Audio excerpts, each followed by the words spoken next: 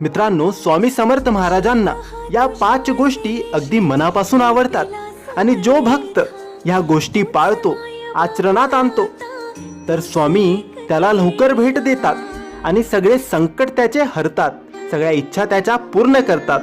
तर ह्या गोष्टी तुम्हीही आचरणात आणा, स्वामींशी भेट होईल, लवकरात लवकर तुमच्या सगळ्या इच्छा पूर्ण होतील। तर त्या 5 गोष्टी ह्या आहेत। पहिली गोष्ट म्हणजे स्वामींची सगुण उपासना। मनापासून मनोभावे पूर्ण श्रद्धेने स्वामींची उपासना करणे ही एक गोष्ट स्वामींना अत्यंत प्रिय आहे।